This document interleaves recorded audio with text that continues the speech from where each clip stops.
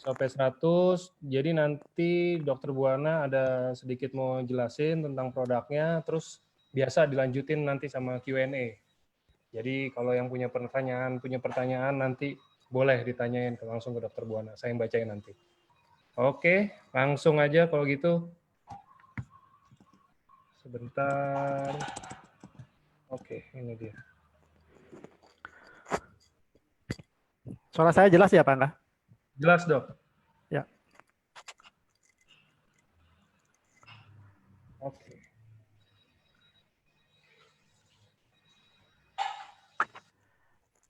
Ya baik. Selamat sore Bapak Ibu. Ya berjumpa kembali dengan saya, Dr.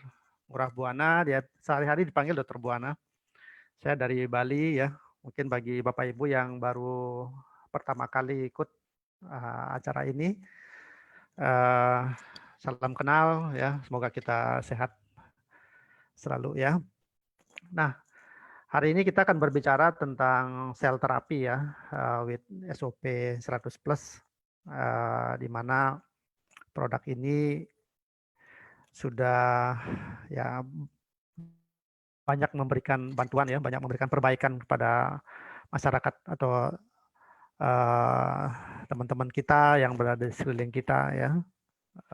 Kondisinya membaik ya, dari tidak bisa jalan menjadi bisa berjalan, yang tadinya tidak bisa pasang ring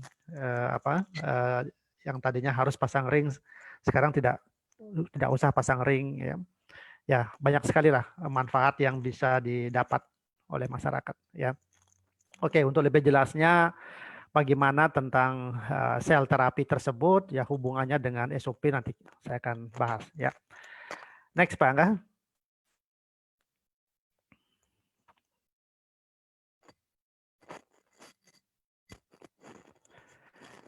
Ya,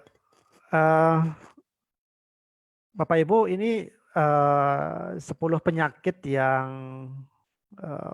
terbanyak mengalami kematian ya di dunia. Ini laporan kesehatan dunia tahun 2016 ya. Semua penyakit yang menyebabkan kematian ini juga menjadi dasar kenapa SOP tersebut harus dihadirkan juga ke Indonesia gitu. Ya, jadi pabrik AFC yang ada di Jepang, para penelitinya itu melakukan research, mengumpulkan data, angka kesakitan dan angka kematian yang ada di Indonesia. Nah, mereka meramu sedemikian rupa makanan kesehatan yang cocok untuk masyarakat Indonesia sesuai dengan angka kesakitan dan kematian yang ada di Indonesia. Jadi di antara 10 penyakit ini ya, mungkin kedudukannya bisa turun naik ya. Sekarang ini kan penyakit jantung yang paling banyak, kemudian stroke dan lain sebagainya ya. Tetapi yang sekarang ini terjadi adalah kanker ya, sudah mulai lebih naik lagi posisinya ya, menggantikan penyakit-penyakit yang lain. Demikian juga dengan diabetes ya. Ya, jadi penyakit-penyakit ini yang harus kita waspadai bahwa semakin lama penyakit-penyakit ini akan terus menjadi satu momok buat kita, menjadi satu kewaspadaan juga buat kita. Ya, di usia-usia kita yang masih muda pun penyakit-penyakit ini sudah mulai timbul dan bisa menyebabkan kematian. Ya. Dan sebagian besar penyakit ini berhubungan dengan pembuluh darah, ya, berhubungan dengan pembuluh darah. Jadi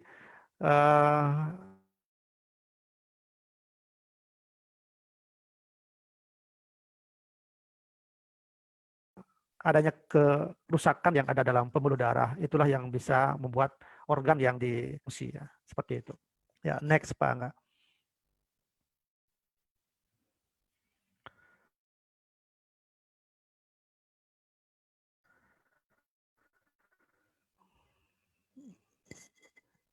Ya, tentu dalam kehidupan pasti akan terjadi kematian gitu.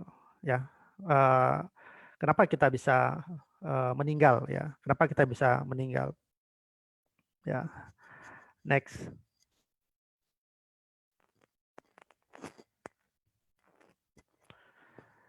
Ya, secara fisiologis bahwa proses penuaan itu menyebabkan terjadi penurunan fungsi dari organ-organ ya. Nah, kenapa terjadi suatu penurunan fungsi? Itu disebabkan karena sel-sel yang membentuk organ tersebut itu juga sudah banyak mengalami kerusakan dan kematian. Nah, itu. Jadi satu organ bisa berfungsi dengan baik bila mana secara utuh organ tersebut yang ditopang oleh sel-sel itu memang masih baik kondisinya. Nah, seiring dengan bertambahnya umur, jadi semakin tua umur kita, ya, jadi sel-sel yang membentuk organ tersebut banyak yang mengalami kematian dan kerusakan. Dan akibatnya adalah organ yang termasuk organ vital yang ada dalam tubuh kita ya, seperti otak, jantung, paru-paru, hati, ginjal. Bila mana ada satu ataukah organ vital yang lain itu juga mengalami satu kegagalan, itulah yang mengakibatkan nanti terjadinya suatu kematian. Gitu. Ya, jadi organ vital yang menjadi pendukung utama di kehidupan kita itu sangat penting, ya, sangat vital untuk kita terus pertahankan. Jadi seperti itu. Ya, jadi sekali lagi proses penuaan itulah yang secara fisiologis ya, yang menyebabkan fungsi dari organ-organ tubuh kita itu mengalami kemunduran untuk menopang kehidupan. Ya, next Pak. Ya, dalam slide ini diperlihatkan jumlah stem cell ya yang ada dalam tubuh kita ya. Jadi kalau kita lihat umur bayi sampai anak-anak itu stem cell di dalam tubuhnya itu masih 100% ya.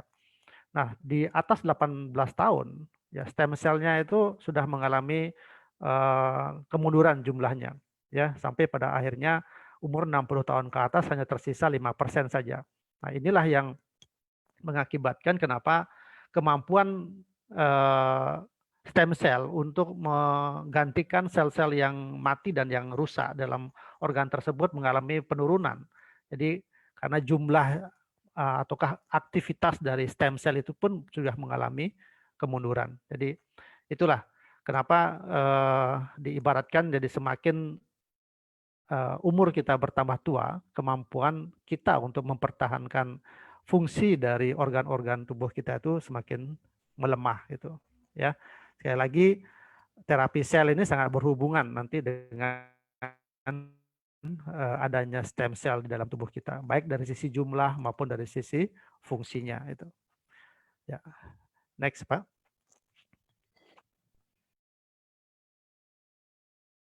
Ya. Kita bisa lihat ya dari penampakan wajah ya dalam slide ini. Jadi kerutan-kerutan sudah mulai muncul setelah usia kita sudah mengalami penuaan ya. Jadi stem cell dalam tubuh kita berkurang secara drastis mengakibatkan apa? Penggantian sel-sel yang mengalami rusak dan mati itu sudah berkurang ya. Nah, apa yang terjadi? Ya, tubuh kita sering akan menjadi sakit ya, organ-organ kita sering menjadi sakit dan sebagainya. Sedangkan imunitas tubuh juga semakin menurun sehingga muncul penyakit-penyakit degeneratif ya. Jadi penyakit-penyakit yang timbul oleh karena proses penuaan. Ya, next Pak.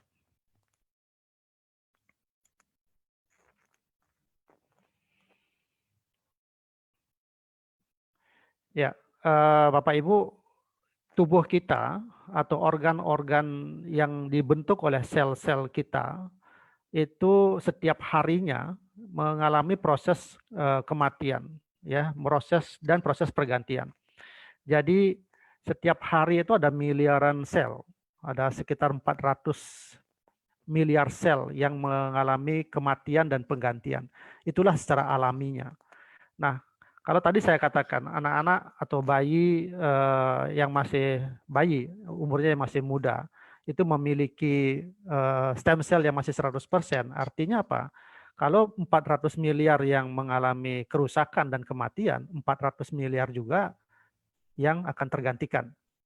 Nah, kalau dalam posisinya balance seperti begini, seimbang seperti begini, tentu organ vital, ya saya selalu menggarisbawahi ini karena menopang kehidupan ya. Jadi organ vital itu pasti akan terus berfungsi gitu. Nah, bagaimana kalau seandainya eh, kemampuan penggantian sel oleh stem cell itu sudah tidak mampu lagi menggantikan keseluruhan dari sel-sel yang rusak maupun yang mati. Ya, tentunya secara hitung-hitungan, kalau seandainya satu organ itu terbentuk oleh 1 miliar sel misalnya, kalau yang menggantikan tidak sama dengan jumlah yang mati, tentunya sel yang membentuk organ tersebut pasti akan jumlahnya semakin lama semakin berkurang. Nah itu. Jadi akan tetapi setiap hari tidak semuanya tergantikan yang baru. Ya, ini yang perlu kita pahami ya, karena berhubungan dengan aktivitas dari stem cell tersebut. Gitu. Next, Pak. Ya. Jadi ini secara perhitungan secara ilmiah ya, jadi tidak pasti ya bahwa segitu jumlahnya dalam jumlah sel yang ada dalam tubuh kita ya. Jadi secara ilmiah diperkirakan ada 60 sampai 100 triliun sel yang membentuk tubuh kita ini. Nah, di bagian kanan itu ada organ-organ yang memiliki sel-sel yang setiap harinya atau setiap detiknya mengalami kematian. Jadi bisa dibayangkan Bapak Ibu, jadi kalau seandainya misalnya otak yang mengalami kehilangan 190.000 sel dalam satu hari misalnya. Ya, tentu kalau otak yang masih bagus pada anak-anak misalnya yang di mana stem cell-nya masih bagus. Jadi dalam satu hari itu pun akan tergantikan 190.000 sel. Jadi seperti itu. Nah, kita-kita ini yang memiliki umur yang sudah 40 tahun ke atas seperti itu ya, karena jumlah stem cell-nya sudah mencapai 50 atau kurang dari seperti jumlah yang lazimnya, tentu tidak 190 sel yang akan tergantikan setiap hari ya. Demikian juga dengan jumlah sel untuk darah ya, kulit, jantung dan lain sebagainya ya.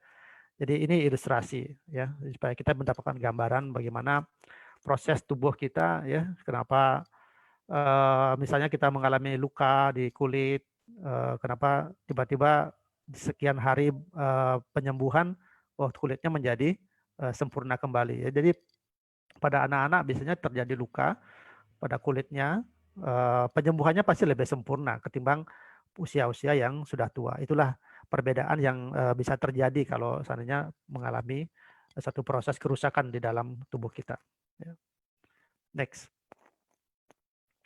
Nah, jadi untuk tetap bertahan hidup ya, fungsi dari organ tersebut, maka sel yang mati dan rusak tersebut itu harus digantikan. Nah, istilah ini yang disebut sebagai proses regenerasi. Ya, jadi untuk membuat organ tersebut bisa bekerja dengan baik ya, jadi sel-sel yang mati itu harus digantikan dengan sel yang baru. Jadi itulah istilah yang baru ya, mungkin buat Bapak Ibu yang baru bergabung di sini. Jadi proses penggantian dari sel yang rusak dan mati oleh sel yang baru itu disebut sebagai regenerasi sel. Nah, inilah nanti yang akan kita fokuskan, kita bicarakan nanti di dalam kita membicarakan masalah SOP ya. Nah, kenapa? Karena salah satu paten yang dimiliki oleh SOP tersebut adalah kemampuan untuk meregenerasi sel itu. Gitu, ya. Baik, next. Nah, jadi kesimpulannya, jadi bila sel yang mati dan rusak tersebut tidak diregenerasi, ini menyebabkan jadinya jaringan menjadi rusak, ya, sehingga organ-organ juga tidak bisa berfungsi baik. Nah, hubungan antara kerja satu organ atau sistem tersebut menjadi kacau dan terjadi kegagalan banyak organ. Inilah yang menyebabkan kematian. Jadi Bapak Ibu, adanya proses regenerasi inilah yang bisa mempertahankan kehidupan kita. Jadi kapan tidak terjadi proses regenerasi, ya fungsi organ tersebut akan menurun gitu. Ya, next. Nah, kadang kita berpikir begini, ya, kenapa sih sel tersebut bisa rusak gitu, ya? Nah, secara alami kan sel-sel yang ada dalam tubuh kita kan sudah dipertahankan oleh stem cell, ya. Tapi menjadi pertanyaan, oh sel juga bisa rusak gitu, ya. Nah ini yang akan kita bahas. Ya, ada faktor dalam dan faktor luar ya yang ya next Pak kan? Ya, untuk di faktor luar ya, ini kondisi eksternal dalam lingkungan kita yang terjadi ya. Jadi ada polusi udara ya, makanan yang tidak sehat, minuman kita ya, kebiasaan kita untuk merokok dan sebagainya ya, banyak yang sudah ada makanan pengawet, banyak mengandung pestisida dan sebagainya. Nah, hal-hal yang seperti begini sudah tidak bisa kita hindari lagi di zaman zaman kemajuan seperti begini ya. Kita banyak istilahnya mau instan lah gitu ya. Kita pesan makanan, tapi lebih pada lifestyle kita. Ya, jadi walaupun misalnya lingkungan kita sudah demikian tidak sehat, tapi kalau kita bisa ngerubah lifestyle kita, ya sekarang menjadi kebiasaan baru kan, setiap kita pergi sekarang harus pakai masker, setiap mau masuk ke ruangan kita harus cuci tangan dan lain sebagainya. Nah, kalau kebiasaan-kebiasaan itu pun nanti ke depan itu menjadi satu hal yang harus kita laksanakan, itu juga bisa mengurangi potensi untuk terjadi kerusakan sel. Ya, tapi kalau kita terbiasa dengan kondisi yang seperti begini tanpa kita melakukan satu perubahan lifestyle, ya itu pasti akan mengganggu sel-sel yang harusnya bertumbuh sehat itu akan menjadi rusak. Nah inilah yang kita sebut sebagai partikel bebas itu. Jadi partikel bebas yang masuk ke dalam tubuh kita itu mengganggu keseimbangan, ya, mengganggu keseimbangan kromosom di dalam sel kita. Itu menjadi partikelnya menjadi tidak seimbang. Jadi, nah ketidakseimbangan inilah yang bisa satu sel itu bisa berkembang menjadi tidak normal, yang nantinya bisa menjadi ke arah kanker. Jadi seperti itu, ya. Ya, next Pak. Nah, ya dari tadi kita membicarakan mengenai kerusakan sel, dan tadi ada istilah sebagai regenerasi sel, ya. Nah, apa yang tadi kita bicarakan itu, seperti tadi saya bilang bahwa ini adalah satu fungsi dari stem cell. Ya, saat ini sedang banyak di laboratorium ataukah dokter yang banyak mengembangkan sekarang terapi sel. Ya, nah kita akan lebih jauh membahas ini ya. Ya, mohon tadi digarisbawahi bahwa nanti terapi sel yang saya bicarakan ini adalah terapi sel yang saat ini dikembangkan oleh laboratorium kesehatan ya. Jadi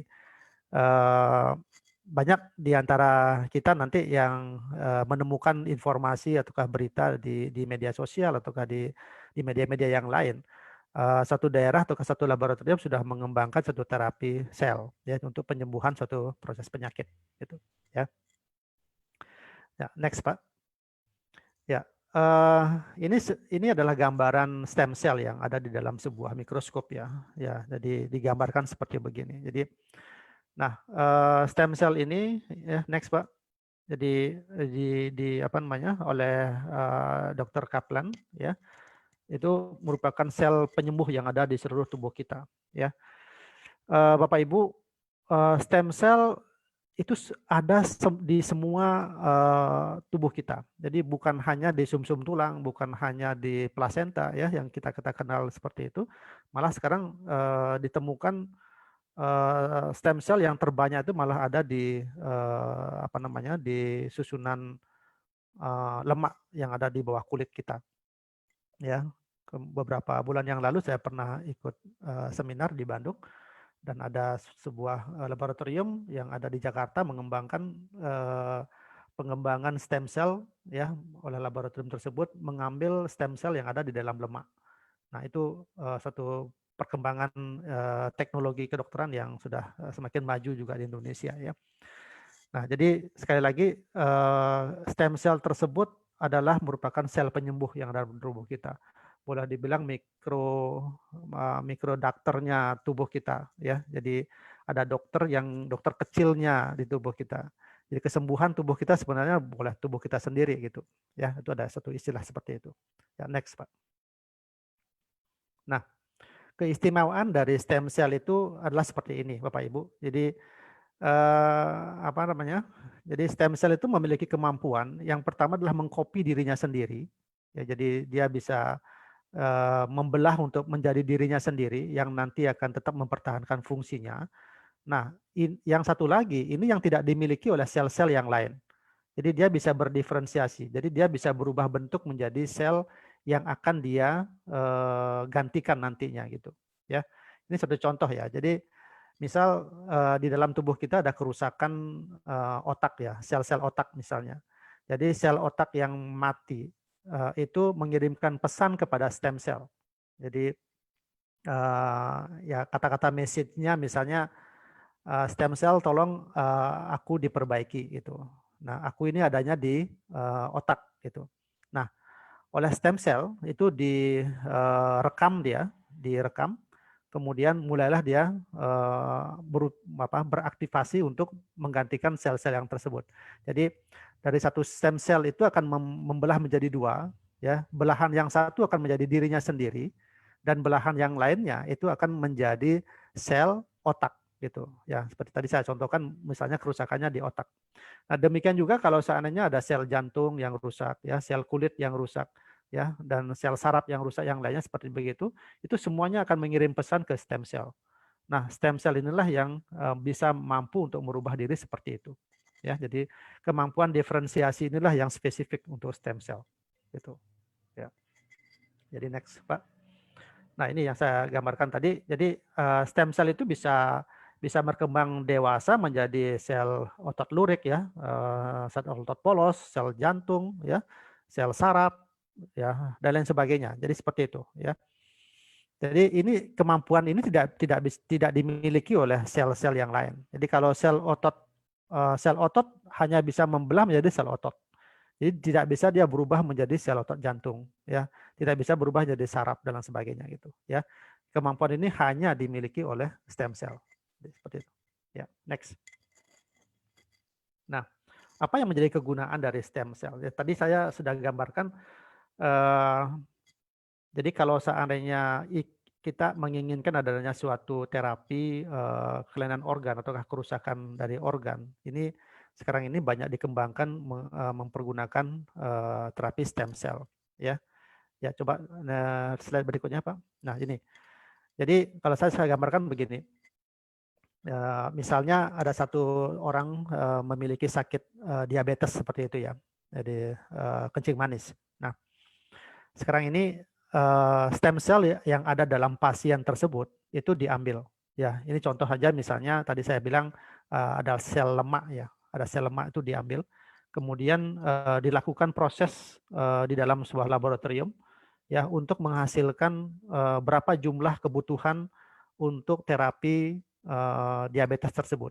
Nah, ini sekali lagi ada berhubungan dengan berapa jumlah sel yang diinginkan, jadi gitu. Nah, jadi stem cell yang ada tadi sudah diambil di dalam tubuh pasien tersebut itu dibiarkan, ya, itu dilakukan proses. Nah, tadi saya bilang kemampuan dari stem cell tersebut adalah melakukan diferensiasi. Nah, inilah yang menjadi kerumitan ya, kerumitan dari seseorang yang berfungsi untuk menghasilkan sel-sel pankreas ya. Bagaimana mungkin di luar tubuh kita itu bisa merubah stem cell ya, berubah bisa menjadi sel-sel pankreas gitu. Nah, tentu ini merupakan satu kemajuan teknologi ya dari suatu laboratorium. Nah, jadi peneliti tersebut ada apa namanya memasukkan growth factor namanya ya. Jadi dia memisahkan bukan memisahkan, dia merangsang stem cell tersebut agar bisa berubah menjadi sel pankreas. Nah, inilah yang saya katakan sebagai growth factor gitu ya. Jadi stem cell muda yang akan berkembang menjadi sel-sel apa namanya, sel-sel pankreas itulah yang akan disuntikkan ke tubuh ataukah ke organ pasien ini. Ya, sekarang berapa jumlah yang diinginkan? Nah, inilah yang kita katakan itu tergantung dari berat badan dari pasien itu. Nah, itu. Ya, ini kan ada satu teorinya ya, di satu misalnya untuk melakukan perbaikan sel pankreas itu misalnya ini dibutuhkan 2 juta sel per kilogram berat badan. Ya, ini misal saja berat badan dari pasien tersebut misalnya 50 kilogram. Jadi kalau misalnya 2 juta itu tinggal dikalikan 2 kali 50. Jadi ada 100 juta sel ya yang harus dihasilkan oleh laboratorium tersebut untuk disuntikkan ke organ pankreas. Nah, menghasilkan 100 juta sel inilah yang merupakan satu harga yang sangat mahal ya. Jadi tidak mudah buat laboratorium itu menghasilkan sel-sel muda yang sejumlah itu. Jadi semakin banyak ada kebutuhan satu organ tersebut udah disembuhkan, jadi semakin banyak pula nanti biaya yang harus kita keluarkan untuk membiayai ataukah membiayai laboratorium tersebut untuk menghasilkan sel-sel yang muda itu. Nah, saya lanjutkan lagi. Jadi pada saat sel-sel muda tersebut disuntikkan ke organ tubuh pasien itu, dia akan menjadi sel-sel baru, ya, menjadi sel-sel baru di mana sel-sel tersebut akan berkembang dewasa untuk menggantikan organ ya, untuk menggantikan organ yang mengalami kerusakan tersebut. Nah, inilah satu fungsi dari terapi sel yang saya maksud, di mana penghasilan dari adanya sel-sel muda yang untuk menggantikan itu memang membutuhkan satu teknologi tersendiri ya, dan biaya yang demikian mahal juga gitu ya. Next. Nah, tadi kan saya bilang proses terapi sel yang ada di pasaran seperti ini itu kan tadi saya bilang itu mencapai ratusan juta ya, karena hitung-hitungannya tadi kan bayangkan kalau 100 juta sel di mana harga dari satu sel ya, satu sel itu misalnya Rp1 atau sampai Rp1,5. Berarti kalau menghasilkan di 100 juta sel, paling tidak uang yang kita keluarkan itu adalah antara 100 sampai 150 juta sel. Nah, ini 100 sampai 150 juta rupiah yang kita harus beli, yang kita harus bayar ke laboratorium tersebut. Nah, itu ya, jadi kenapa stem cell yang seperti ini sangat mahal ya, sangat sulit. Ya, kenapa sulit ya, karena menghasilkan itu tidak mudah gitu ya, dan kondisinya tidak stabil. Jadi bisa saja pada saat disuntikan ya, pada saat disuntikan itu terjadi kematian dari stem cell, tidak kecocokan dan lain sebagainya. Nah, inilah yang terjadi saat ini ya, dengan model-model terapi sel yang terapi sel langsung ya, seperti itu. Next, Pak. Nah, ini hanya mempertegas saja bahwa terapi yang seperti ini sangat mahal ya, sangat mahal, mencapai ratusan juta, dan penyuntikannya tidak hanya sekali, itu bisa 2-3 kali ya untuk mencapai hasil yang optimal ya. Next. Nah, sekarang ini kita berada dalam satu masa periode alternatif terapi stem cell ya. Kenapa kita katakan alternatif ya? Karena ya saat ini kita sedang dalam mengkonsumsi satu produk makanan kesehatan, di mana produk ini memiliki kemampuan yang hampir sama ya dengan kemampuan stem cell itu. Ya, next. Nah, ini yang saya bilang ya, kita sudah diperkenalkan yang namanya sebagai SOP 100 ya. Ini sebagai satu terapi sel yang dari Jepang ya. Mereka SOP 100 ini ya sudah kita kenal memiliki 3 paten ya. Next, Pak. Nah, kalau kita lihat dari kandungan dari SOP ini ya, kandungan utamanya ini adalah asam amino ya. Ini asam amino. Jadi yang kumpulan nama-nama asam amino yang ada di dalam SOP itu ya, dari sisi jumlah dan kandungannya itu lebih banyak daripada human placenta dan placenta rusa ya, dari sisi jumlah dan kandungannya. Ini bayangkan ya.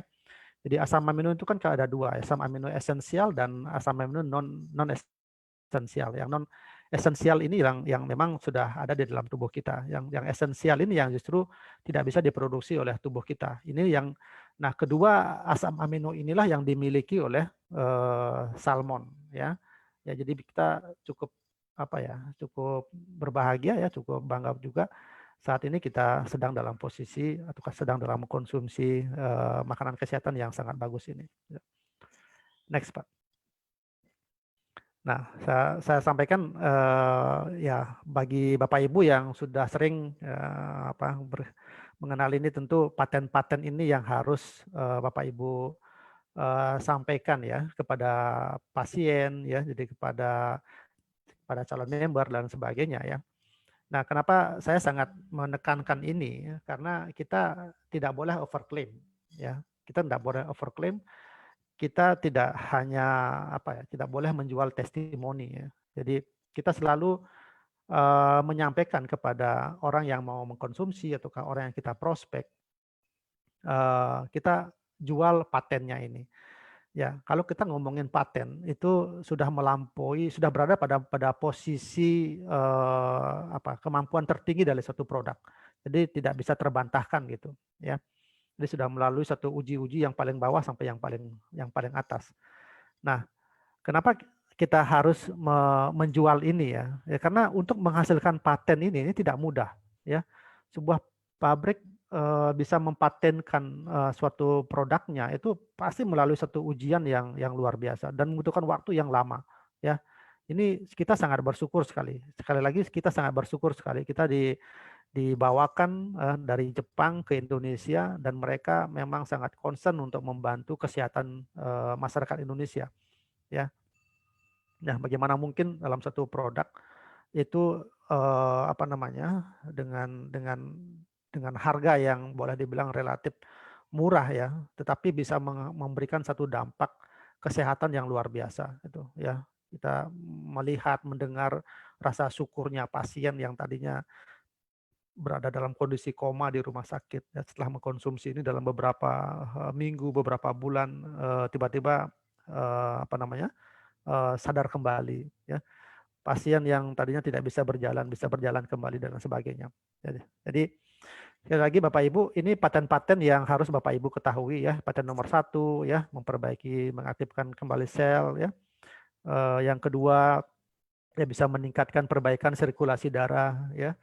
Dan yang ketiga itu skin improvement.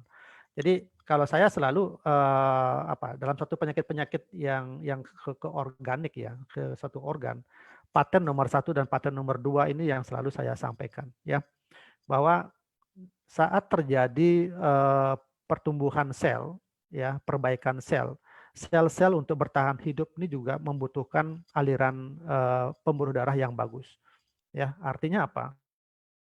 Dia harus bertahan hidup itu harus disupport oleh aliran darah yang bagus. Nah, jadi paten nomor 1 dan paten nomor 2 ini sangat penting kita sampaikan kepada pasien-pasien yang memang mengalami degeneratif. Ya, memang mengalami degeneratif. Jadi jangan selalu hanya ngomongin paten nomor 1 saja ya, tanpa kita support dengan paten yang nomor 2. Jadi karena apa? Karena organ kita ini tersusun oleh sel. Jadi kalau sel mau hidup itu pasti membutuhkan makanan. Nah, makanan tersebut ditransport oleh pembuluh darah ya, ataukah makanan tersebut ada di dalam darah itu sendiri ya, yang terbawa melalui cairan darah ya. Nah, ini kalau pembuluh darahnya bagus ya, tentu aliran darahnya menjadi bagus sampai ke target organ, sampai organ yang terakhir ya. Nah, ini jadi dengan terbentuknya sel-sel yang baru pada organ tersebut, dia memang membutuhkan hidup yang lebih bagus, yang pasti dia pasti akan membutuhkan nutrisi yang bagus juga. Jadi ini yang saya katakan bahwa SOP ini sangat luar biasa ya, sangat luar biasa ya untuk perbaikan sel-sel kita ya. Next, Pak. Nah, jadi Bapak Ibu, saya hanya menyampaikan beberapa saja manfaat-manfaat dari SOP ini. Jadi nanti Bapak Ibu bisa gali lagi ya, baik di YouTube maupun di media-media sosial yang dimiliki oleh AFC Life Science. Ya, next. Jadi ini hanya beberapa saja. Jadi bisa untuk meregenerasi sel ya, yang kita sudah ketahui ya. Next.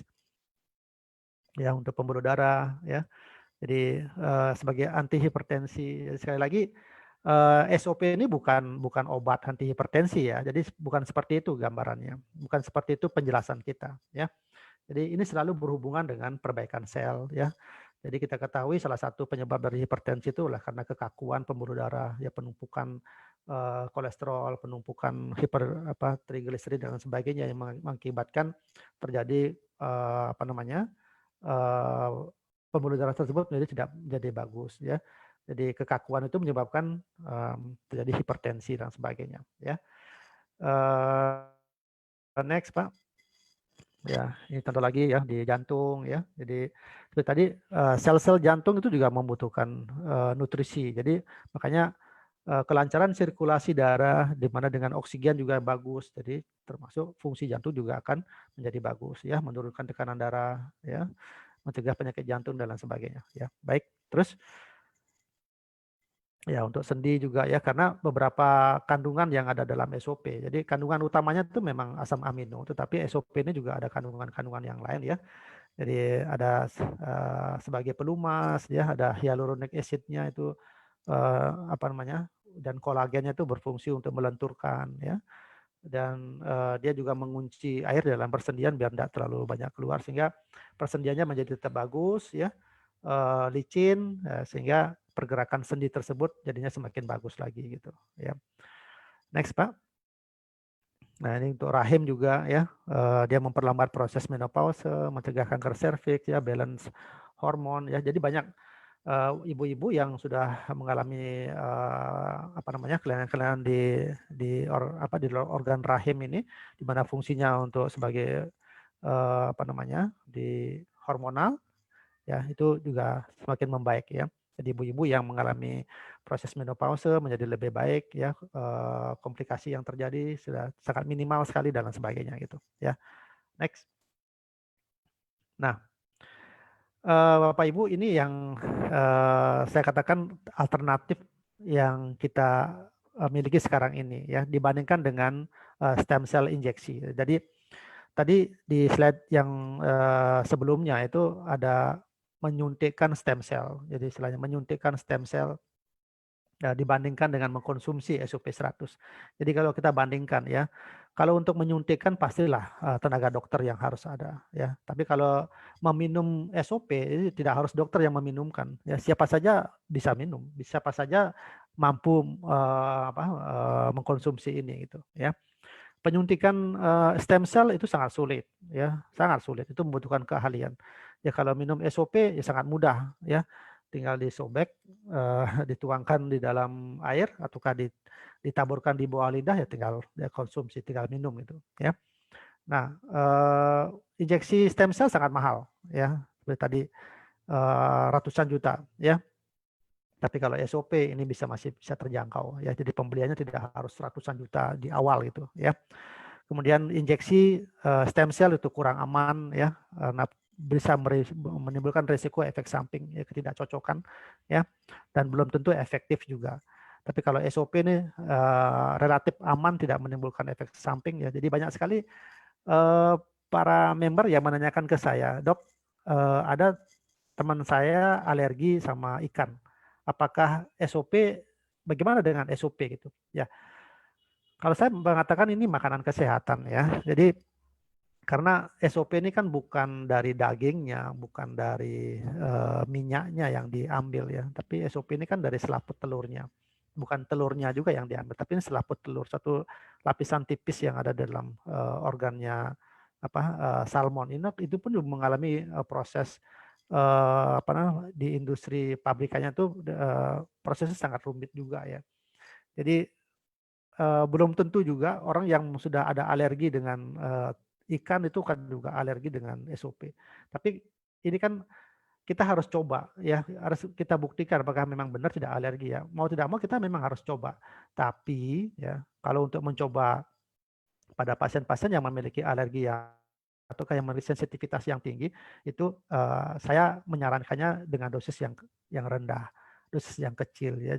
Ya, kalaupun misalnya memang saya tidak menyangkal juga bahwa ada juga yang memang alergi dengan ini, tapi untuk memberikan pasien-pasien yang memang sebelumnya kita sangka dengan ada alergi, kita memulainya dengan dosis yang rendah. Itu saran saya ya. Next. Ya. Bapak Ibu, inilah perbedaan ya yang kita bisa lihat pada wanita ini, yang sisi sebelah kanannya dia, ya sisi sebelah kanannya dia yang tanpa SOP, dan sisi sebelah kirinya dia itu adalah dengan SOP. Jadi kita bisa bayangkan skin improvement yang dimiliki oleh paten SOP ini bisa membuktikan banyak sekali, bukan hanya ibu-ibu, bapak-bapak pun ya itu dengan konsumsi SOP yang secara rutin itu pasti akan mendapatkan hasil perbaikan kulit yang luar biasa ya. Jadi nggak usah diomongin deh kalau misalnya apa namanya, seorang ibu mengatakan kulit saya halus ya, jadi kulit saya bercahaya cerah kembali ya. Jadi, ya seperti itulah. Memang itu nggak bisa terbantahkan ya. Next Pak. Ya. Oke, penjelasan saya sudah selesai. Oke, mungkin hampir 45 menit ya. Kita akan lanjutkan dengan pertanyaan. Ya. Oke, Silakan saya Pak Dong. bacain pertanyaannya kali dok ya. Ya. Oke, sebentar. Udah Oh, banyak sih. ini 500 orang sudah join ya. Iya, tadi full.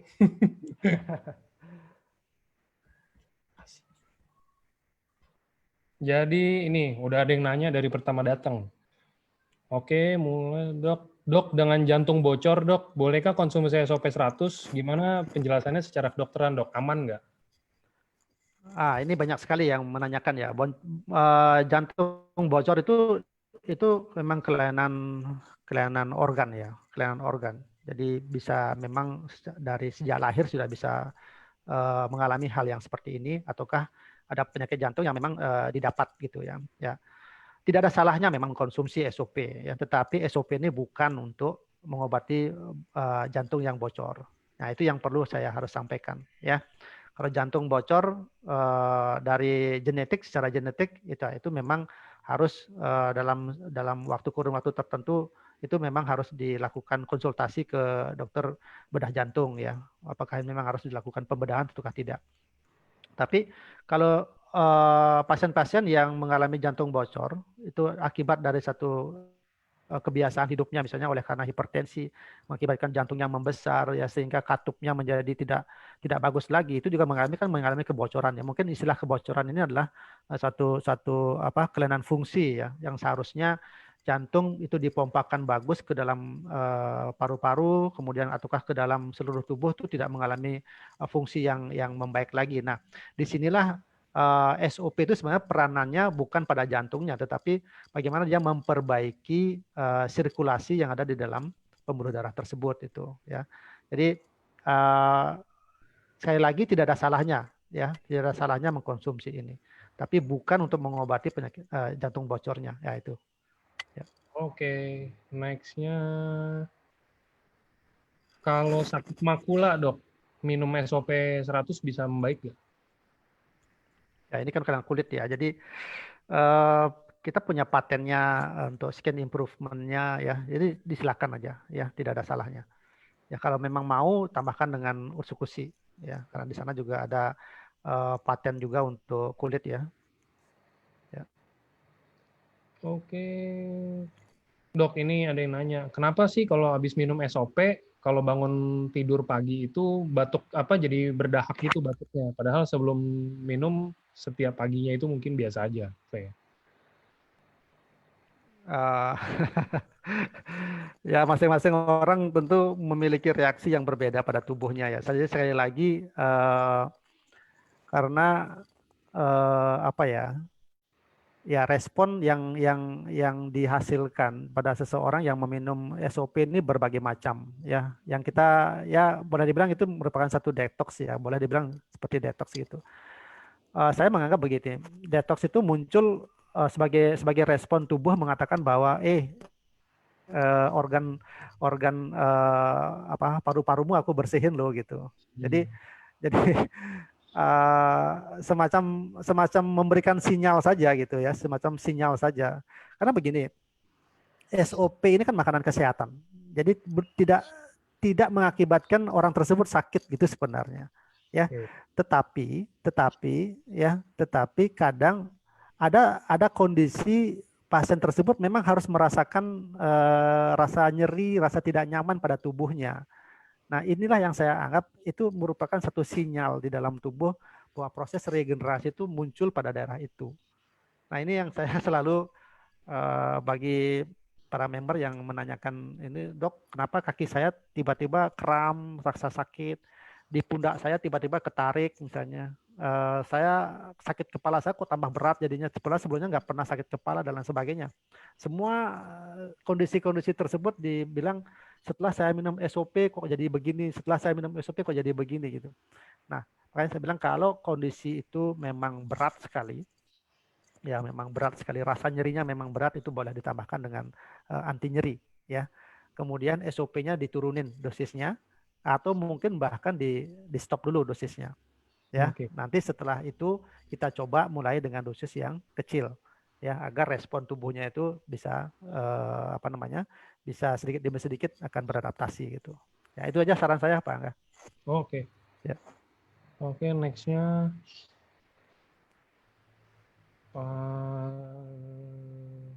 oke, ini saya ada yang mau tanya dok. Jadi ada pasien umur 17 bulan udah divonis leukemia ALL L1.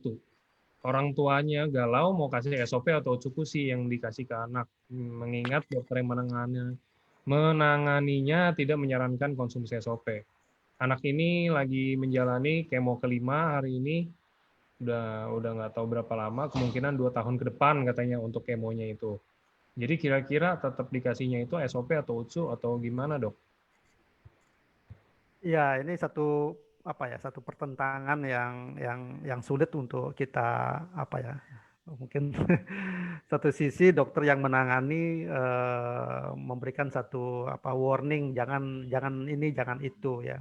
Di satu sisi orang tua pasien mendengarkan ada informasi bahwa ada makanan kesehatan yang bisa untuk membantu kesehatannya.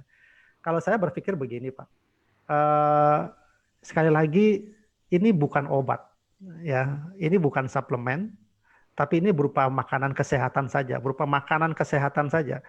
Jadi namanya makanan kesehatan siapapun orang bisa mengkonsumsinya ya.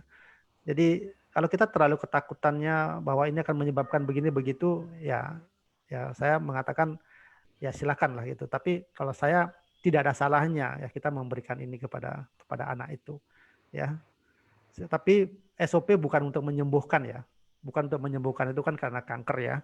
Lagi ada beberapa hal yang mungkin kita harus garis bawahi ya Pak, untuk bahwa kita tidak boleh overclaim ya, misalnya untuk kanker ini bisa enggak untuk kanker, wah ini penyembuhan untuk kanker sampai saat ini enggak ada obatnya. Jadi SOP tidak berfungsi untuk menyembuhkan kanker ya, tapi bisa memperbaiki kondisi pasien.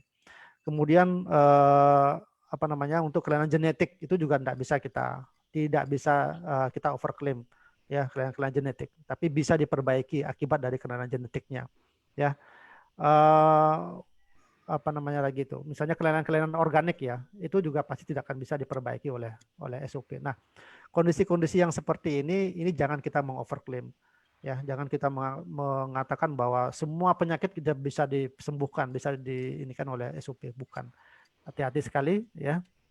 Saya sering diskusi dengan Pak Ernest, dengan Pak Niko ya, dok tolong disampaikan batasan-batasan dari SOP atau eksekusi yang kita miliki ini biar para member kita jangan terlalu mengoverclaim sehingga nanti ada kekecewaan pada pasien yang mengkonsumsi ya, yang memang tidak bisa disembuhkan, tidak bisa diperbaiki, ya jangan kita katakan itu bisa diperbaiki, bisa disembuhkan. Ya kita terus terang saja mengatakan bahwa ini tidak bisa memperbaiki kesehatan Anda, tidak bisa menyehatkan Anda kalau meminum ini ya, tapi paling tidak bisa memperbaiki kualitasnya ya, yang tadinya tidak bisa tidur menjadi tidur misalnya, tapi tidak memperbaiki penyakit dasarnya. Nah, ini yang harus Bapak Ibu harus pegang ya, untuk bisa kita memberikan support yang terus menerus pada pasien ya.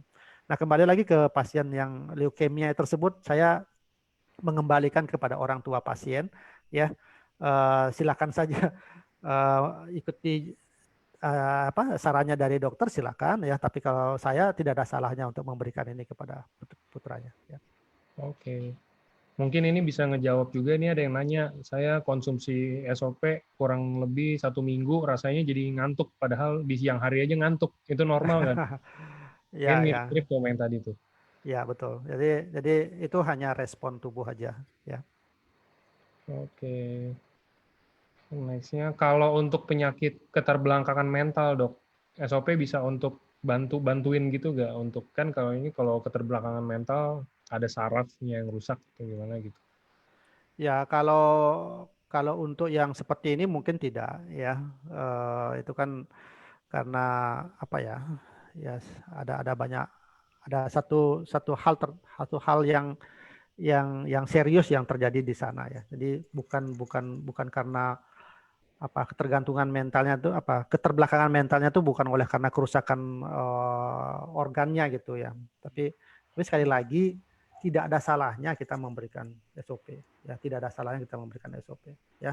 Siapa tahu nanti hal-hal yang negatif yang dimiliki oleh pasien yang mengalami keterbelakangan mental tersebut bisa diperbaiki, ya. Ini misal saja aktivitasnya yang berlebihan, ya, yang tadinya dia tidak bisa diam sekarang menjadi diam misalnya, ya. Yang tadinya tidak mau makan, diam begitu, hanya bisa dia makan dan sebagainya. Itu hal-hal yang seperti begini yang harus kita syukuri gitu ya, bagi Bapak Ibu yang memiliki anak-anak yang mengalami keterbelakangan seperti itu, ya. Oke. Oke. Dok, apakah SOP bisa membantu memperbaiki penebalan pada dinding jantung karena genetik bawaan lahir? Nah, ini yang tadi saya bilang, ya. Yang diperbaiki itu bukan pada organnya itu, ya, tapi yang diperbaiki adalah komplikasi yang terjadi lanjutan dari penebalan jantung itu. Nah, ini uh, ya, mudah-mudahan Bapak Ibu mengerti ya apa yang saya sampaikan, ya. Secara fungsi dari SOP itu bukan untuk memperbaiki organ yang mana ini memang sudah ada kelainan genetiknya dari sejak lahir, ya. Itu jelas tidak akan bisa diperbaiki. Tetapi komplikasi yang muncul, ya, komplikasi yang bisa muncul dari kelainan organ tersebut yang terjadi pada tubuh anak ini yang bisa kita perbaiki gitu, ya. Oke. Nextnya, untuk varises, dok. Varises, apa dampak positifnya kalau minum SOP?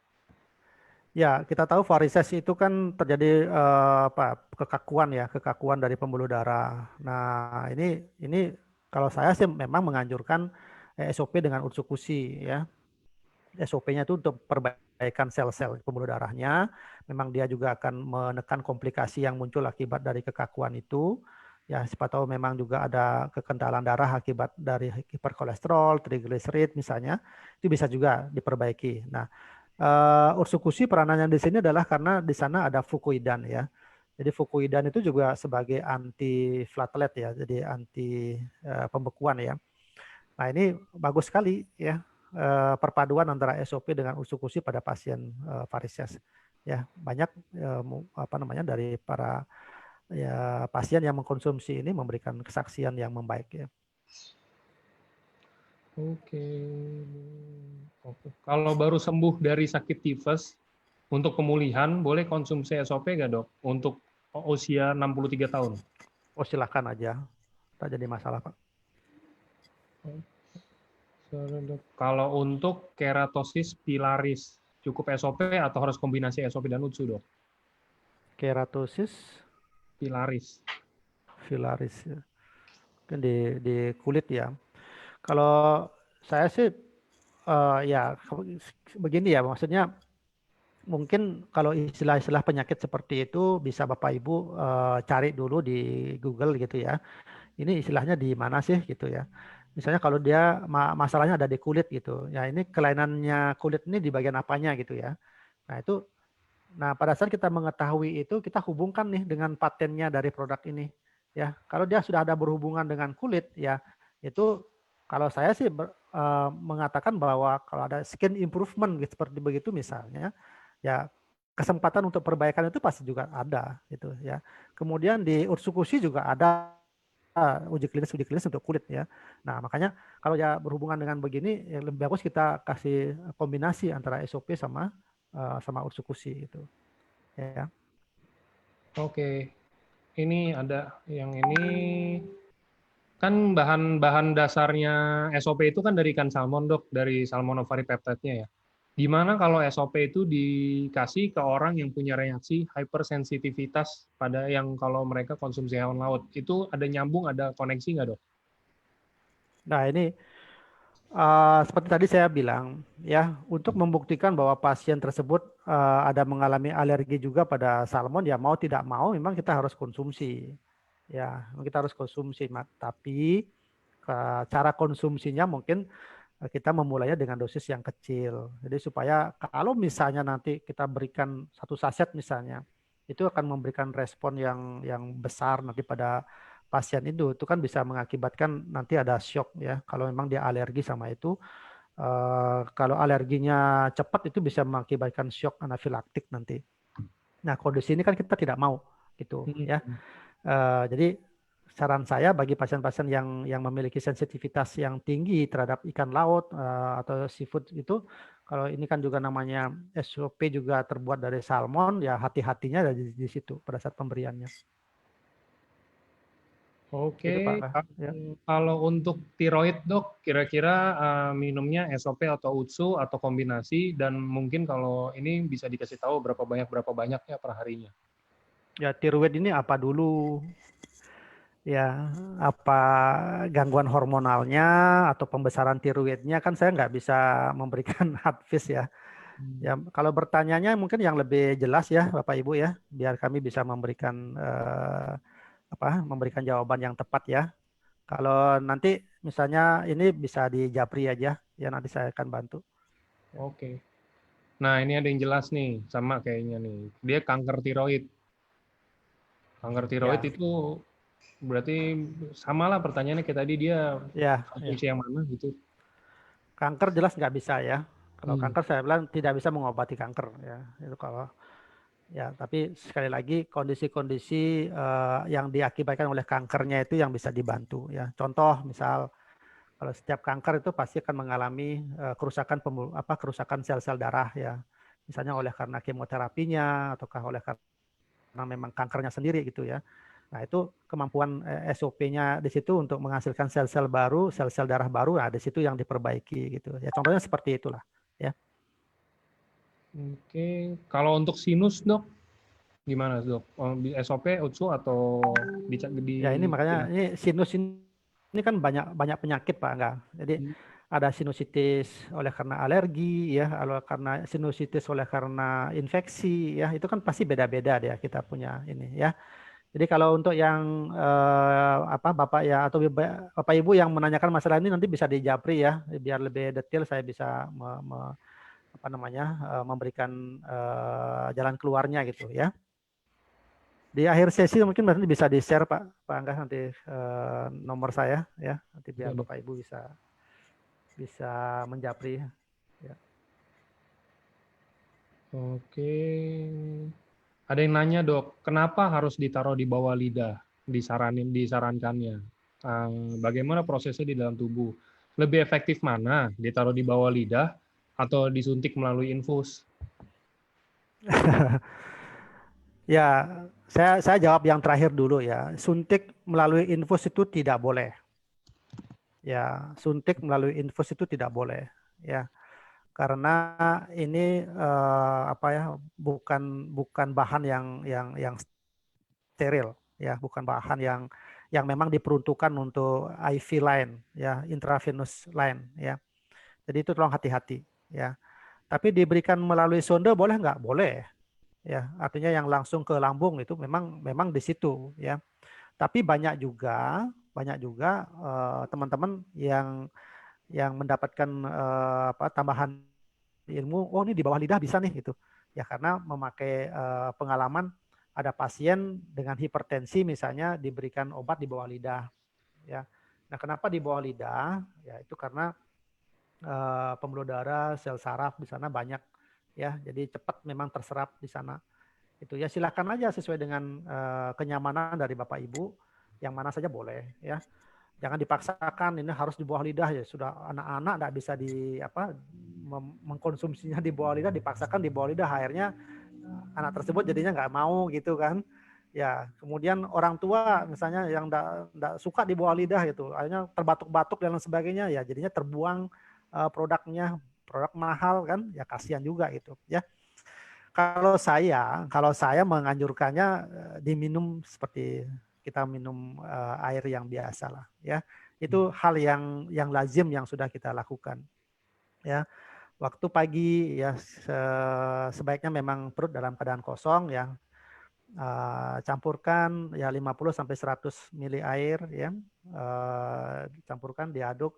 Boleh nggak antara SOP sama ursukusi digabung pada saat di satu gelas yang sama? Boleh aja, orang itu makanan kesehatan kok gitu ya. Ya tinggal minum aja gitu ya. Nah, bagaimana dengan pasien-pasien yang mengalami gangguan lambung nih? Ya, saya sekalian aja dah menjawab, yang lain-lain barangkali ada yang nanya tentang itu. Ada mengalami gangguan lambung gimana dok? Gitu. Ya ini ada pertama ya diberikannya sesudah makan ya. Atau didekatkan dia dengan jarak makan ya. Itu boleh pertama ya. Yang kedua, kalau memang pagi-pagi tidak bisa sarapan, siangnya boleh nggak? Boleh, siang aja boleh dikasih ya. Nah, ada juga yang mengatakan, nah kalau kita berikan dia di bawah lidah, kalau di bawah lidah itu kan sedikit sekali tuh yang nantinya akan jatuhnya ke lambung ya, atau lebih banyak terserapnya langsung ke pembuluh darah. Nah, jadi kan dia tidak masuk ke lambung. Nah, boleh diberikan dengan cara yang seperti itu ya. Pendekatannya ke sana. Jadi kalau namanya orang yang mengalami gangguan lambung itu kan persepsi. Persepsi kalau sudah melihat cairannya berwarna kuning, itu persepsinya bahwa wah ini pasti akan asam, banyak mengandung asam. Kalau asam saya sudah punya sakit lambung, akan jadi kumat lagi nih. Nah, namanya persepsi itu besar, kuat sekali pengaruhnya ke dalam tubuh. Jadi nah, yang seperti begini yang kita harus awal menyampaikan jangan ngelihat dari warnanya bahwa ini kan mengandung asam yang tinggi dan lain sebagainya ya. Ini harus kita dampingin pasien itu.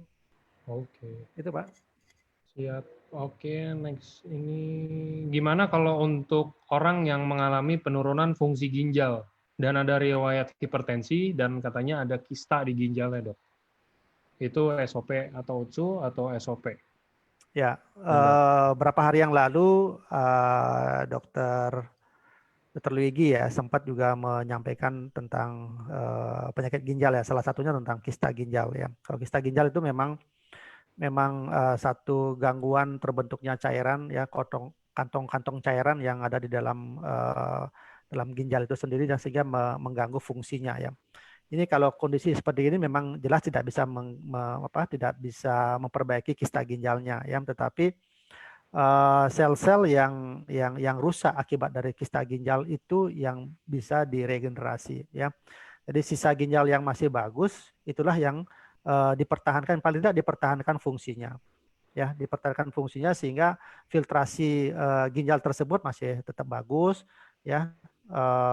Fungsi dari ginjal tersebut masih tetap bagus sehingga tidak jatuh ke dalam gagal ginjal kronik yang mengakibatkan memang dia harus cuci darah ya. Jadi saya sih lebih banyak menganjurkan untuk minum SOP saja ya, karena untuk kemampuan regenerasi selnya itu. Saat ini saya juga ada punya pasien ya yang dengan kista ginjal yang sudah mungkin 30 tahun, 40 tahun dia sudah menderita itu. Saat ini sedang mengkonsumsi SOP, ya kondisinya pasien mengatakan kondisi saya lebih baik dok, walaupun misalnya HB-nya belum bisa dipertahankan ya, masih ada penyuntikan hemapo dan lain sebagainya. Tapi secara umum mengatakan sejak saya minum SOP kondisi tubuh saya semakin baik. Artinya apa? SOP ini tidak hanya memperbaiki ginjalnya ya, tetapi organ-organ yang lain juga mengalami penurunan, itu juga sedang diregenerasi. Inilah yang dinyatakan secara umum oleh pasien tersebut, mengatakan bahwa tubuhnya sehat itu ya. Itu Pak Angga. Oke. Next-nya ini dok, ada yang nanya, wah, ponakan saya umur 3 tahun dok, ujung kelingkingnya nggak bisa lurus. Kata dokter pernah ada periksa, katanya ada ganjalan di persendian dan harus dipotong jarinya. Apa bisa dicoba dikasih SOP 100 dok untuk membantu dengan harapan kalau bisa nggak jadi dipotong. Iya, ini kelainan-kelainan yang organik ya. Apa namanya? Ya, kalau misalnya orang tua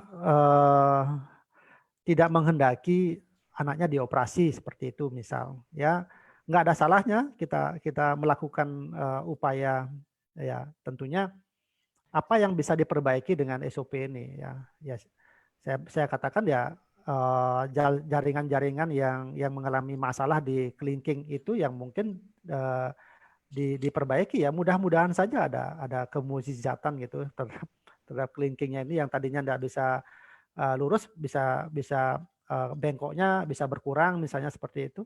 Nah, ini kan satu hal yang luar biasa ya. Dicoba aja kalau memang tidak ingin dioperasi gitu ya. Itu aja kayak ini saya. Oke. Oke, sebentar next. Oke. Anak Oke, ini anak saya umur 10 tahun, kecelakaan, kaki kirinya dioperasi dan pakai pen di pinggul. Keluar cairan bau di sela-sela gips dan demam. Itu kira-kira konsumsi SOP atau Utsukushi, Dok? Dan berapa banyak nih, kalau bisa Ya, dibantu? kalau sudah muncul bau dan demam itu menandakan ada infeksi ya. Infeksi pada operasinya ya. Nah, kalau kondisi yang seperti ini tolong segera ditindaklanjuti ya. Terapinya bukan mendahulukan SOP atau Utsukushi ya, tetapi ini harus dibawa ke rumah sakit ya untuk dilakukan tindakan lebih lanjut ya. Jadi harus nanahnya tersebut harus dikelola, apakah dilakukan operasi ulang atau dibedah ulang misalnya untuk pengeluaran itu ataukah diberikan antibiotika itu kan nanti tergantung dari penilaian dokternya ya. Nah, SOP maupun Utsukushi bisa berperan di sini enggak? Ya, ini bisa mensupport ya. Kalau seandainya infeksinya tersebut sudah ditanggulangi ya. Jadi kombinasi antara antibiotika ataukah tindakan operasi yang dilakukan pada pasien ini ditambah dengan SOP maupun Utsukushi itu kan memberikan hasil yang lebih bagus. Ya, jadi bukan meniadakan tidak pergi ke rumah sakit atau tidak kontrol ke dokter, tapi lebih pada SOP maupun Utsukushi-nya itu tindakan yang salah kalau saya. Dalam kondisi yang seperti ini loh ya, tolong dipahami itu ya. Kalau yang tadi ceritanya dari pasien ini saya wajibkan untuk ke rumah sakit atau kontrol ke dokter yang pernah menanganinya dulu. Ya. Oke. Oke, nextnya, oh ini tentang anak, Dok. Jadi kehamilan. Ada rekan kerja udah menikah sekitar 8 tahun tapi belum dikaruniai anak. Udah pernah cek ke dokter, katanya ada gangguan hormon di istrinya. Udah konsumsi obat-obatan herbal dan lain-lainnya, tapi nggak ngebantu. Nah, kalau mau konsumsi SOP 100 untuk terapinya, kira-kira dosisnya berapa per harinya, Dok? Ya, dipastikan dulu ya bahwa memang benar ini akibat ketidakseimbangan hormonal ya. Kemudian kelainan fisik di kedua belah pihak itu tidak ada lagi ya. Kemudian kesuburan dipastikan bagus ya.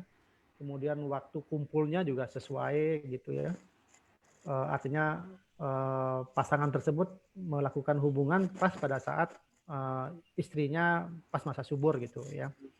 Nah, kalau kondisi-kondisi ini sudah dilakoni dan dinyatakan clear oleh dokter misalnya seperti itu, termasuk memeriksakan kondisinya dari suaminya ya, terutama dalam spermanya, kualitas spermanya itu sudah dinyatakan bagus seperti begitu, ya memang ada pengalaman ataukah testimoni beberapa pasangan yang tadinya lama tidak punya anak itu menjadi hamil lagi ya setelah mengkonsumsi SOP. Ya silakan mau dimulai dengan 2x1 ya ataukah langsung 2x2 ya itu silakan aja, itu masing-masing orang punya dosis sendiri-sendiri ya. Arti minimal itu 2x1 minimal ya. Minimal 2x1. Oke, ini lanjut untuk ada lagi yang kayak hormon juga nanyanya, umur 53 tahun wanita. Kalau minum SOP bisa menopause lagi, bisa menstruasi lagi nggak dok? Padahal udah menopause. Saya nggak bisa mengatakan dia akan haid lagi ya, tetapi komplikasi dari menopause itu yang dikendalikan ya. Jadi rasa kecemasan yang berlebih, rasa panas, rasa kropos tulang dan sebagainya, rambut rontok dan sebagainya itu yang dikendalikan, itu yang bisa diperbaiki oleh SOP. Jadi bukan membuat dia haid lagi gitu. Saya kira mungkin bukan ke arah sana sih ya. Ini saya sakit mah dok, udah 10 tahun lebih, ada asam lambung, asam lambungnya tinggi. Kira-kira kalau saya mau coba mulai konsumsi SOP 100, baiknya eh, makan dulu atau di sebelum makan dan dosisnya berapa banyak per harinya? Ya tadi saya sudah jawab ya yang sebelumnya ya. Untuk yang apa namanya yang untuk dosis itu kalau saya sarankan dimulai dari dosis yang kecil dulu ya. Setengah saset dulu misalnya dalam hitungan 3 sampai 7 hari ya. Coba lihat perkembangannya, lihat kondisi respon tubuhnya. Kalau dengan setengah saset tidak ada rasa nyeri ya, tidak ada kembung misalnya ya boleh dinaikkan lagi 3/4 saset misalnya ya. Sekian 2 sampai 3 minggu misalnya seperti itu. Kemudian amati pasien sendiri yang bisa melihat perkembangannya itu ya. Nanti bisa dinaikkan sampai maksimal mungkin bisa sampai 2 kali 2 ya. 2 saset pagi, 2 saset sore misalnya. Itu tergantung masing-masing pasien memiliki respon tubuh yang berbeda-beda. Artinya begini, ada pasien yang hanya 1 kali 1 keluhan lambungnya membaik. Ya berarti dosisnya dia ada 1 kali 1. Tapi ada juga pasien yang dosisnya 2 kali 1 ya. Minum 2 kali 1 baru keluhan lambungnya lebih bagus. Nah itu dosisnya dia segitu. Ada juga pasien yang mungkin minum pagi 2, sore 2 baru membaik kondisinya ya. Dosis pasien tersebut seperti itu. Jadi nggak bisa disamakan, ya nggak bisa disamakan. Oke, ini tentang miom. Ada yang sudah kena miom udah lama dok, dan udah pernah ke dokter. Dokter Ya. bilang arahnya ke arah kanker. Kemudian udah disuruh kemoterapi, katanya untuk matiin sel yang rusak biar bisa dioperasi. Terus selama dia jalani proses kemoterapi, dia masih boleh konsumsi SOP nggak dok? Sebenarnya sementara kan kemo itu tujuannya untuk matiin sel, sedangkan SOP untuk regenerasi sel. Usianya 50 tahun. Boleh. Ya, boleh silakan. Ya, ya kita tahu tadi kan kemoterapi itu pasti dia akan membunuh baik sel kanker maupun sel tidak kanker kan dia pasti bunuh itu ya. Nah ini kan satu sisi SOP kan meregenerasi sel. Jadi kita main balap-balapan antara kemoterapi dengan antara pertumbuhan sel-sel yang sehatnya kan gitu ya. Jadi silakan dikonsumsi, nggak jadi masalah ya.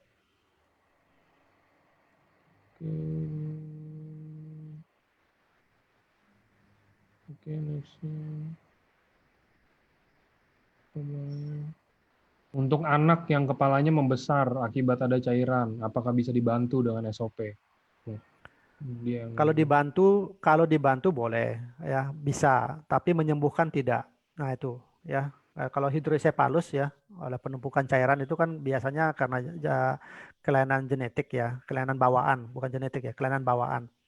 Itu harus dilakukan operasi ya, dilakukan pemasangan selang ya, stent mengalirkan cairannya dikeluarkan dari otak ya biasanya ditampung di apa di perutnya gitu ya.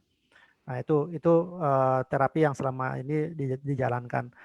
Nah, kondisi kepala membesar itu kan pasti akan mengganggu sel-sel otaknya ya dan jaringan-jaringan yang lain. Nah, inilah fungsinya SOP-nya itu hanya memperbaiki kerusakan-kerusakan sel-sel otak yang terganggu ataukah yang rusak akibat dari hidrosefalusnya itu.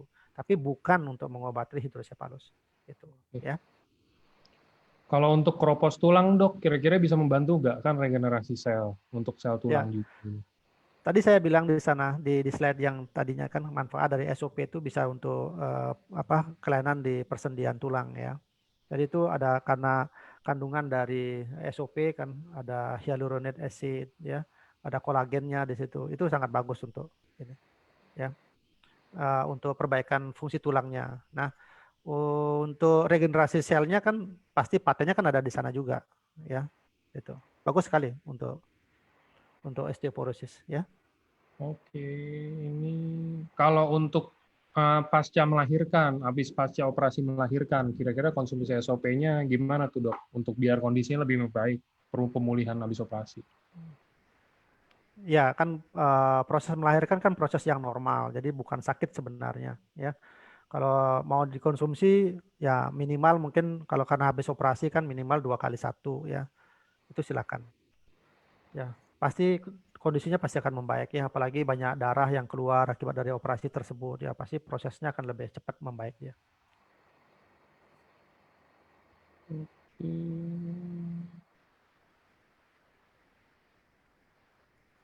Oh ini, sore dok, kalau udah gagal ginjal, udah cuci darah, dan minum airnya sekarang pun dibatasin. Minum SOP-nya kira-kira yang tepatnya itu berapa banyak per harinya? Yang paling baik dan paling bagus. Masing-masing orang beda-beda ya, masing-masing orang memiliki dosis yang berbeda-beda ya. Kalau pasien dengan gagal ginjal itu biasanya konsumsi obatnya banyak ya. Nah, apalagi kalau penyakitnya sudah lama diderita. Tubuh pasti akan menyesuaikan dengan obat-obatan yang dikonsumsi. Tubuh pasti akan menyesuaikan dengan kondisi dari gagal ginjalnya tersebut. Nah, kalau kita berikan SOP ini ya pada pasien yang seperti ini, kita mulai dengan dosis yang besar, itu pasti akan terjadi respon yang dirasakan tidak nyaman buat pasien. Ya, ini makanya kalau yang pasien seperti gini kita jangan terlalu tergesa-gesa untuk memberikan dosis yang besar ya. Kita harus pahami bahwa kondisi tubuh pasien ini sedang dalam kondisi sakit berat lah boleh dibilang begitu. Maka kita harus memberikannya dari dosis yang kecil dulu ya, secara bertahap ya. Dan ada yang perlu kita kejar-kejar dalam hal ini gitu. Yang untuk pasien-pasien yang seperti begini ya. Mulai dengan dosis yang kecil dulu ya, biarkan tubuh pasien tersebut merespon dengan baik ya, terjadi keseimbangan dan sebagainya. Secara bertahan baru kita naikkan sampai pada kondisi pasien tersebut pasti akan memiliki dosis yang tersendiri dia. Kapan pasien tersebut merasakan nyaman, disitulah dosisnya dia. Gitu, ya. Itu Pak Oke. Angga. Oke. Ini akhirnya keluar pertanyaan. Biasanya banyak pertanyaan diabetes dok kalau SOP. Ini Ya, baru ya. ketemu satu. Apakah diabetes mellitus tipe 1 bisa berkurang pakai insulinnya dengan dibantu oleh SOP? Dan berapa banyak Tidak. mungkin? Jawaban saya jelas mengatakan tidak. Oke.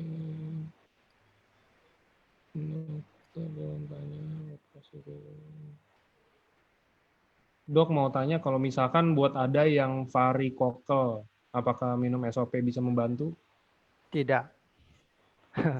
Maksudnya tidak bisa menyembuhkan varikokel ya. Varikokel itu harus dioperasi ya, karena ada cairan di sana. Cairan yang tersebut tidak bisa dikeluarkan oleh karena SOP ya. Itu harus dioperasi. Nah, selesai operasi baru minum SOP gitu ya. Jadi jangan dibalik-balik ya kalau yang untuk sakit-sakit yang seperti begini ya. Oke. Kalau untuk pasien diabetes kronis yang sampai sebabkan matanya itu tidak dapat melihat, kira-kira disarankannya gimana ya dok SOP-nya?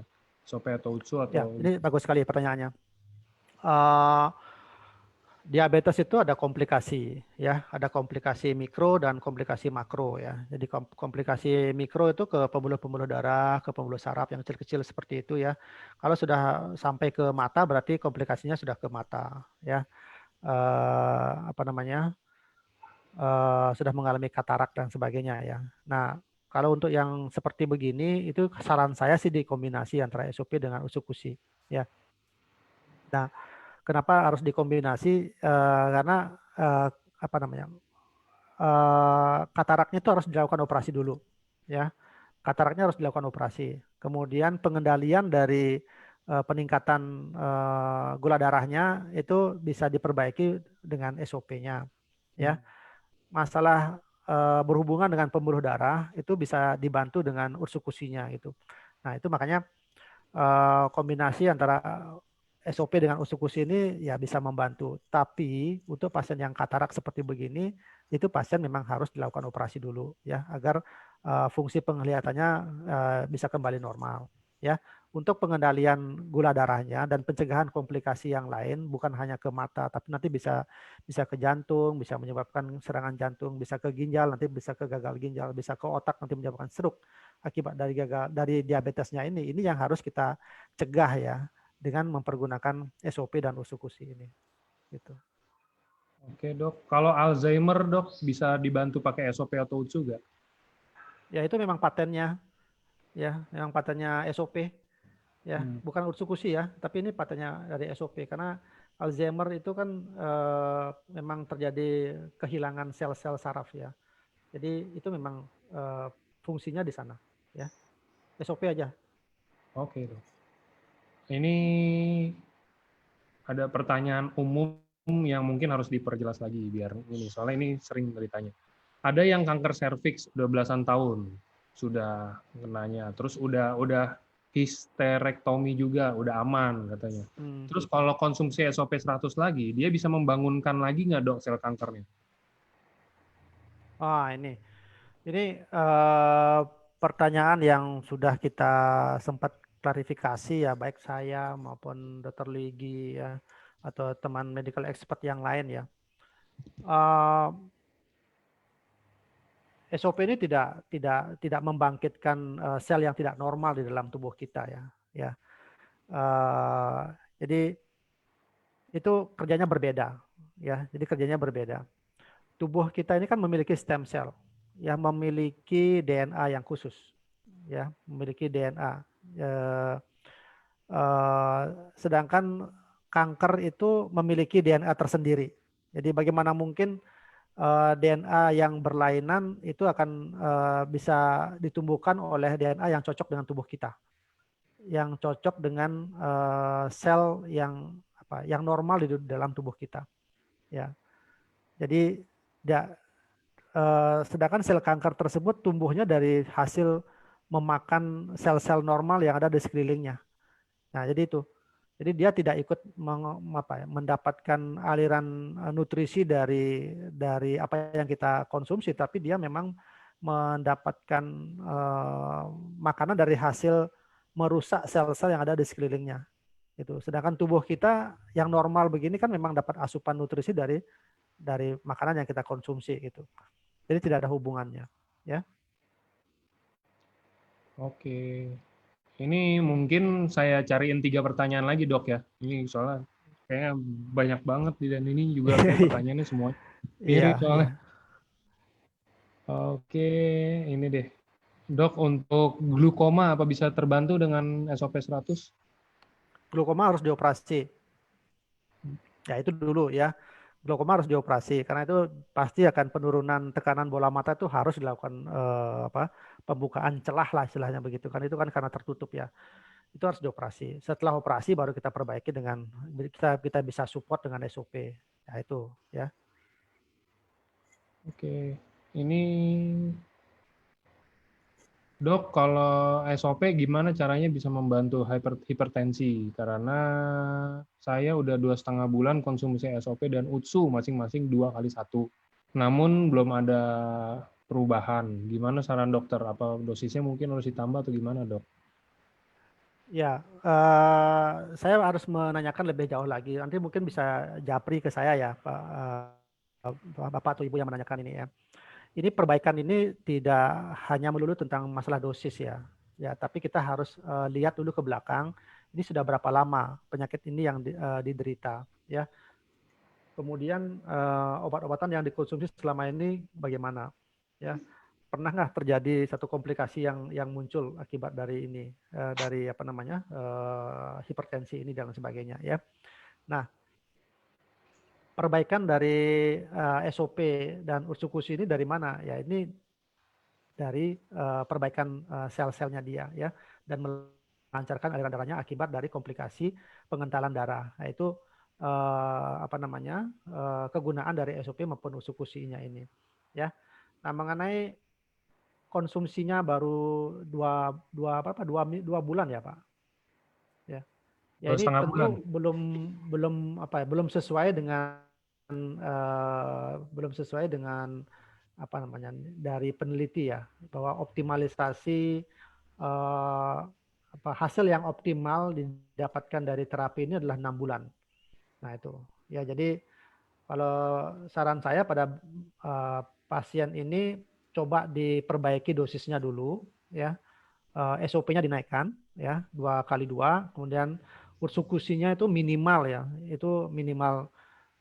Kalau pasien yang seperti gini, kalau saya sarankan sih lebih bagus pada SOP-nya ya, bukan ke ursukusinya ya.